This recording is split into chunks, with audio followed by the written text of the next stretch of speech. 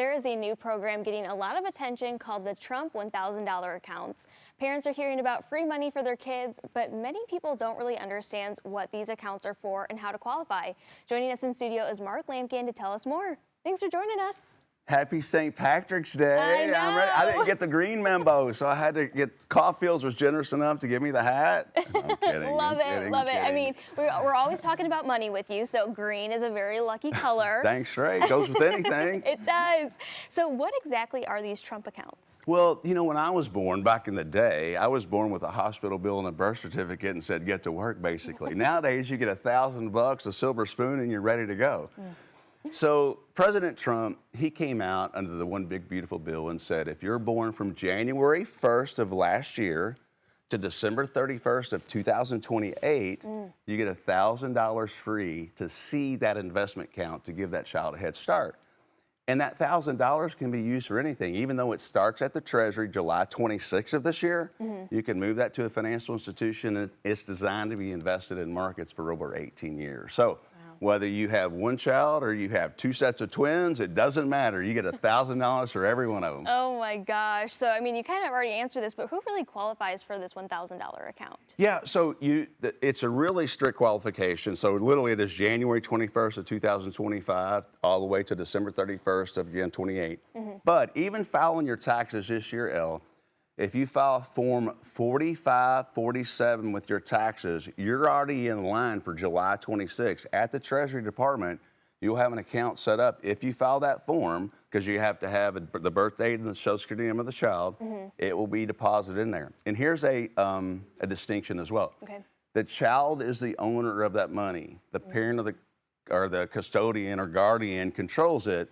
But at age 18, that child can do anything they want with that money. Wow. So you got to be careful with that. Yes, you certainly do. And so does it, that $1,000 only stay in there, or can families add to that account? Great question. I get that a lot. And let me give you a couple quick examples. So I did this yesterday, literally using my software, and these are real numbers from 18 years ago. Okay. So Growth Fund of America is one of my favorite funds. I've used it for 30 years.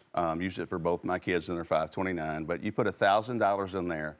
Never add again. At age 18, you have $7,443 in there, right? Okay, yeah. But $1,000 and you add just $250 a month. So over that time, that's only $52,000 of additions, right?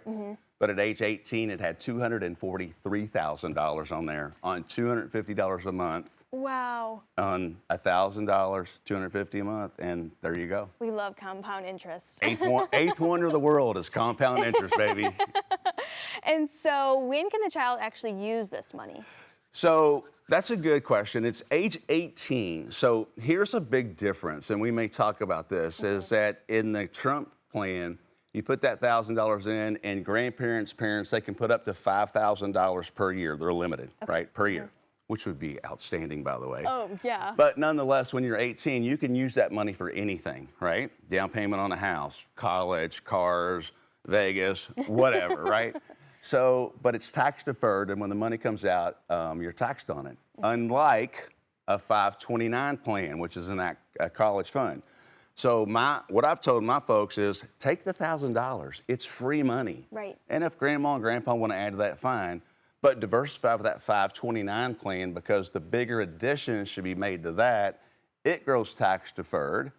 But if that child uses it for college, for housing, for transportation, that money comes out tax free. Gotcha. Big difference, right? Yes. So on that $243,000, like I said, if you put $52,000 in and you had $243,000, so $80,000, $90,000 you're paying taxes on.